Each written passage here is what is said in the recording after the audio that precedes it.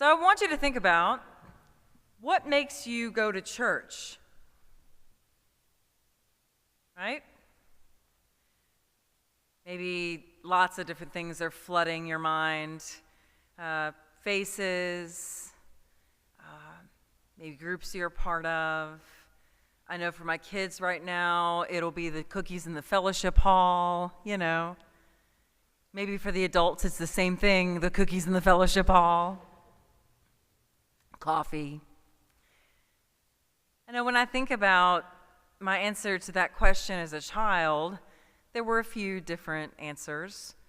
Certainly, it was the grandmas and grandpas that I knew and loved at the edge of each pew as I was running down the Church of my baptism's sanctuary floor. And especially, I can remember still to this day, every time I'm driving down the road to get to church in these days, I think about my mom driving in her little Geo Prism. Smell the smoke in it because she was a smoker. I'm a big scent person, right? And you go to church and go to Sunday school, and then on the way home, most Sundays, going down Old Jefferson Highway, she would let me stop at the Circle K before lunch and get an icy and not tell my dad. And every once in a while, we'd even stop on the side of the road in this field that was undeveloped and just pick wildflowers when they were out, knowing that they'd wilt by the end of the day, but it was just the tradition and ritual of the thing. Yes, I also loved Jesus and was extremely curious as a young person about the questions that I would encounter in the Bible that I actually did read.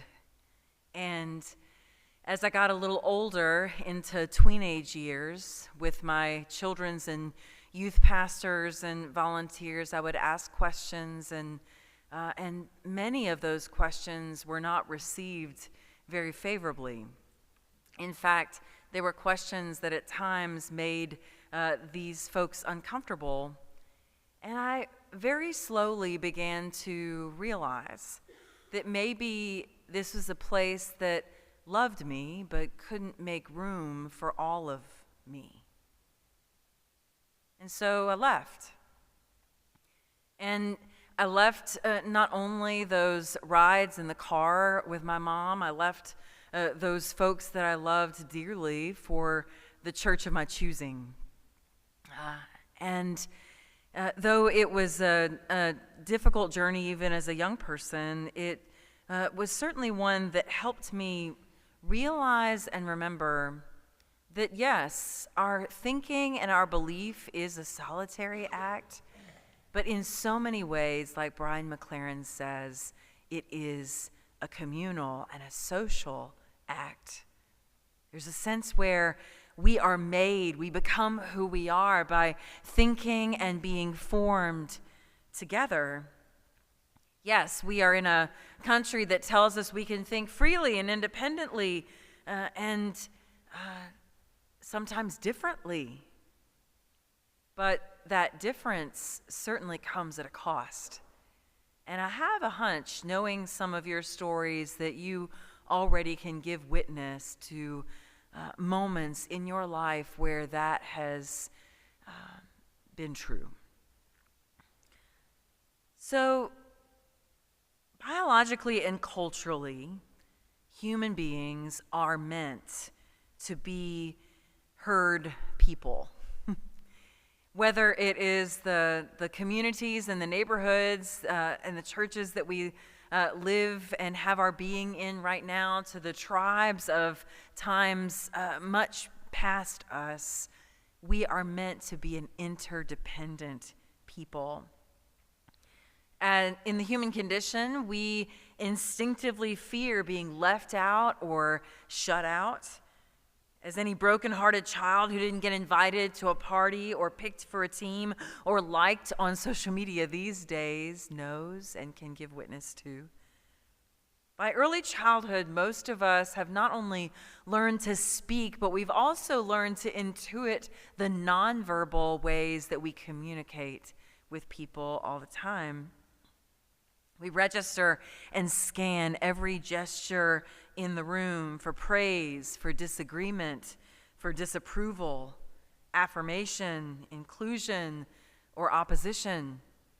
We can see in the passing of the peace when for some it is a delight and for others it is the most painful thing that we can encounter, right?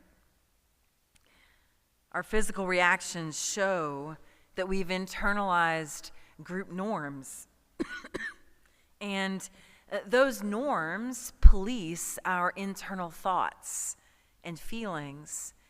When we have thoughts and feelings or just a gut sense about things, we also have a judgment as to whether that is on the side of the right column or the wrong one, at least in the beginning. So when we feel out of sync, and I want you to think for yourself, when you have felt out of sync with a community to which you have belonged or felt belonging, whether you felt a little bit more guarded in those spaces. Maybe you showed up only with half of yourself. Maybe you found yourself putting on a mask, or at least holding back some of the things that you might say or ask because you know that those ideas will not fit in, or even they might displace you to the side of the center of a group. Whatever the case, both belief and belonging for us as human beings, and particularly as Christians, is critically important. And a lot of times, for us to be whole, they can't exist without the other. They're held together. A lot of times we think about belief only in terms of the brain, but I want to remind you, I've said this in another sermon a few months back. It's kind of a callback from maybe 8 months ago or so. But this whole sense that when we think about our faith and belief, it is a word that involves the whole brain, but not only mind, but heart and also gut. All of the different thinking centers, receiving wisdom centers that can help us perceive what we are to know and to be. And all of these need to be held together as a whole to really get the whole story of what's happening outside and how we process it within. The stories of faith, doctrines or statements of faith, the contents of songs and poetry of the faith, the symbols of the faith, all of these require real engagement for us. Again, not just here, but everywhere. And we learn to lean into this faith, and without this need for belonging, religion and faith is really just a point of survival. It is a point where we develop this sense where we want to believe in that which is beautiful. We want to believe in that which will give our life thriving, and this faith is the very thing that will help us show up to our life knowing that we are okay. So I want us to think about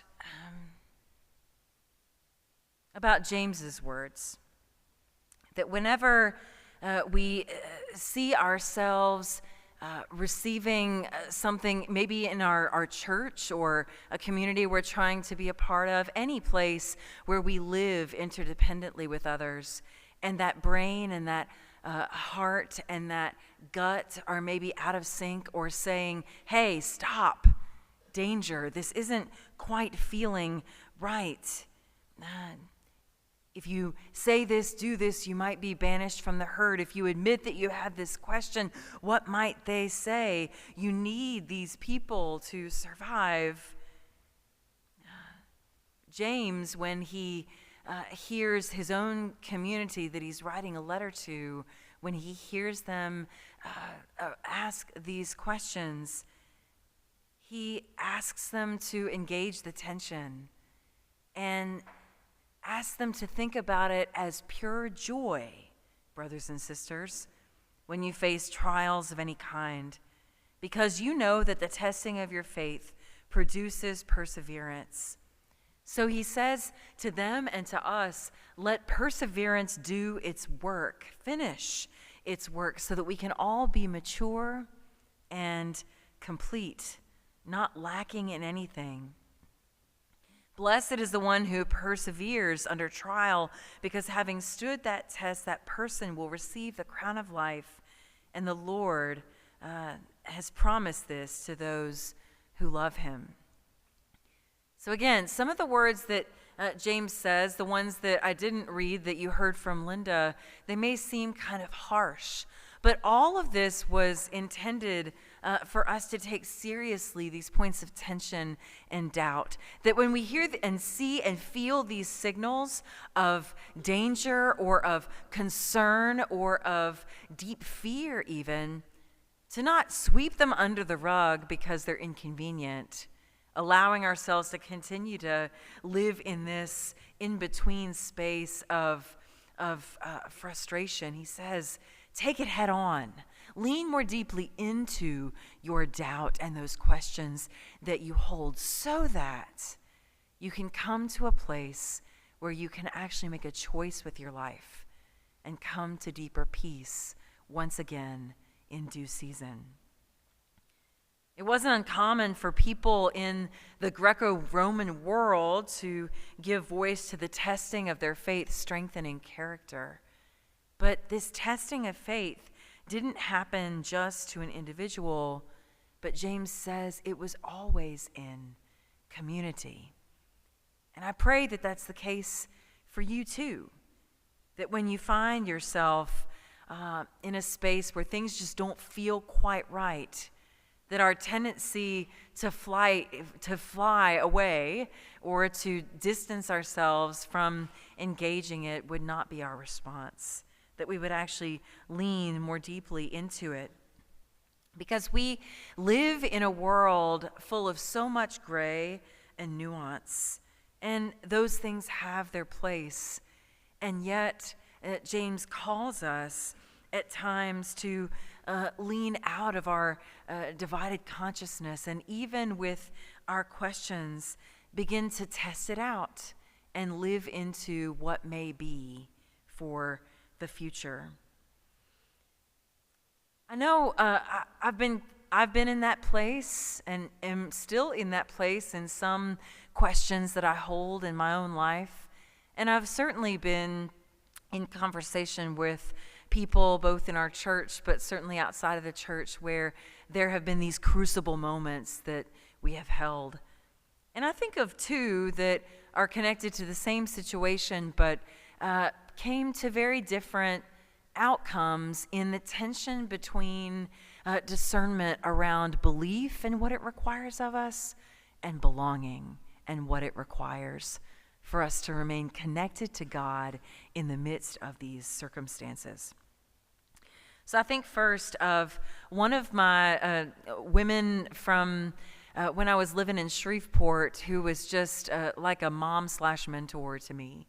And she had been a lifetime member of a large church there in that town. Both of these stories have to deal with our denomination and how certain churches have stayed like we have, and then others have split and gone on to other communions around different theological issues or readings of the Bible, but particularly around the case of human sexuality. And this mentor of mine, you know, she certainly didn't feel as galvanized around leaving the church or making a stand in one way or another, but she knew that she was taken by such deep grief and doubt at the thought of leaving a church that had made her, a church that she had invested her life in, that she had imagined her funeral being in and being buried alongside.